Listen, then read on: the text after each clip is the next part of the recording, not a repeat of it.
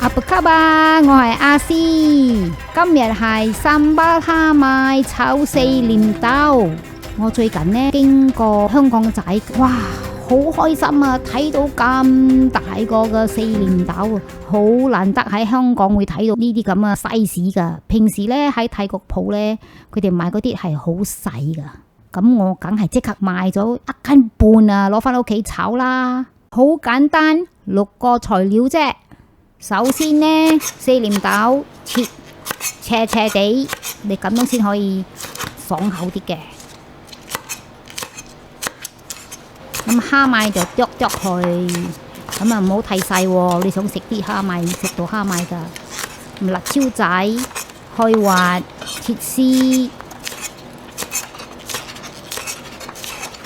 蔥頭仔切碎佢。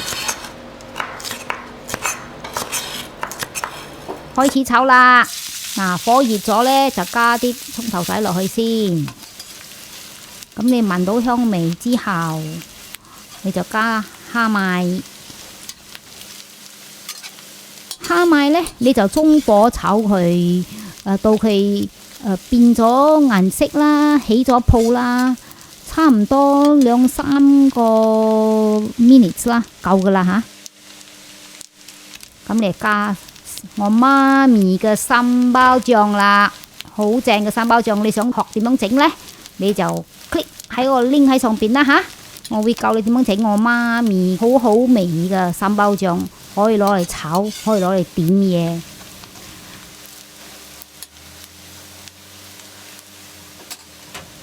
咁而家就落嗰個四蓮豆啦。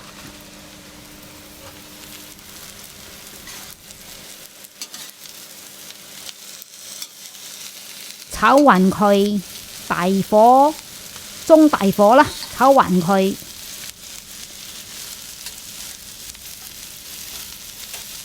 你要快手啲吓，因為你唔要佢太熟，咁啊腍咗冇咁好食噶啦。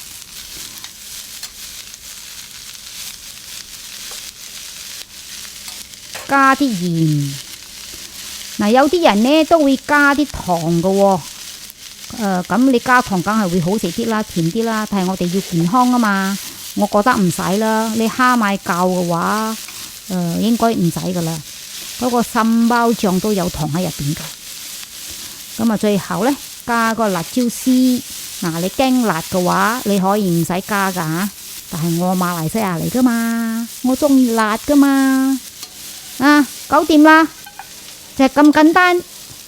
炒差唔多頭先4分鐘咁樣啦，3-4分鐘啦，搞掂噶啦，你唔好炒太耐啊，咁樣爽口啲啊嘛，你睇到幾靚嘛？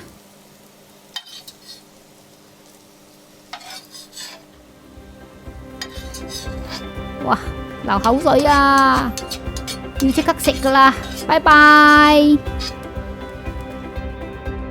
記得 subscribe 啊，所以我可以介紹多啲好食餸俾你大家，多謝支持。